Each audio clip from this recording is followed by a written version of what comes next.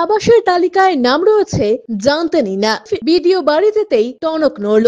কয়েক ঘন্টার মধ্যে ভুল বদল, ঘর নয় দল আগে। স্পষ্ট জানিয়ে দিলেন ঘরের তালিকায় নাম থাকা বালাপাড়া বুথের তৃণমূল পঞ্চায়েত সদস্য বাবলু বসাক। গত সপ্তাহে আবাসের তালিকায় থাকা ৭৩,০০০ নাম পুনরায় যাচাইয়ের পর ৬৬,০০০ উপভোক্তার নাম তালিকা প্রকাশ করে জলপাইগুড়ি জেলা প্রশাসন। জেলার প্রতিটি ব্লক অফিসে টাঙিয়ে দেওয়া হয় তালিকা। তাতেই পাহাড়পুর গ্রাম পঞ্চায়েতের বালাপাড়া এলাকায় ১৪ জনের নামে অভিযোগ জমা পড়ে। ৪ চাকার গাড়ি থাকা সত্ত্বেও ঘরের তালিকায় নাম রয়েছে জানতে পেরে সোমবার অফিস শেষে অভিযোগ যাচাইয়ে বের হন বিডিও। রাত পর্যন্ত বাড়ি বাড়ি ঘুরে তথ্য যাচাই করেন। অভিযোগের তালিকায় থাকা পঞ্চায়েত সদস্যর বাড়িতেও যান বিডিও। তার বাড়ি গাড়ি থেকে চক্ষু চড়ক গাছ প্রশাসনের আধিকারিকদের। বিডিও জানান, তালিকা প্রকাশের পর অভিযোগ জানানোর জায়গা রয়েছে, অভিযোগ জমা পড়েছে। সেই মতো ১৪টি বাড়ি ঘুরে দেখলেন। প্রশাসনের নিয়ম মেনেই কাজ হবে। প্রশাসন সূত্রে খবর, তালিকায় থাকা ১৪ জন উপভোক্তার তথ্য যাচাই করে সন্তুষ্ট নন উপস্থিত প্রশাসনের আধিকারিকরা। তালিকা থেকে নাম বাদ যেতে পারে পঞ্চায়েত সদস্য বাবলু বসাকের। তার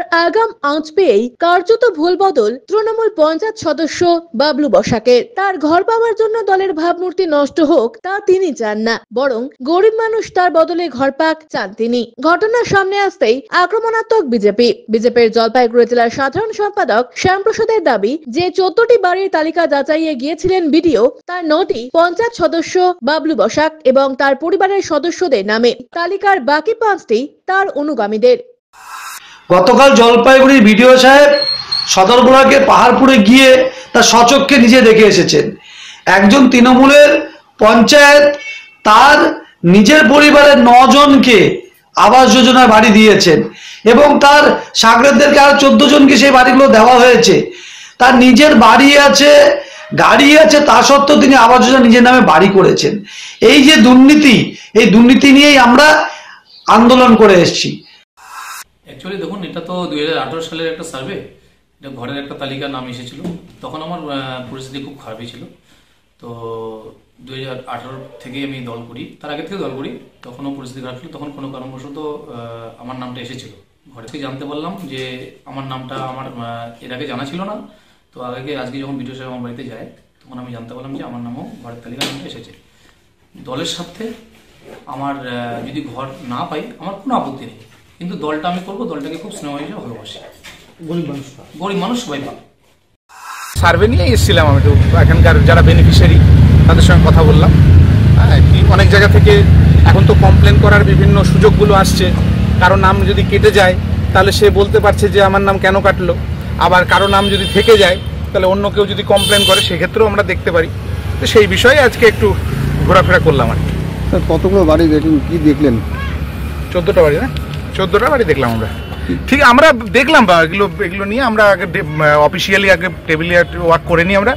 আমরা তো ফিল্ডে দেখলাম, এবার তারপরে সরকারি যে নিয়ম কানুন আছে সেসব মেনেই কাজ হবে।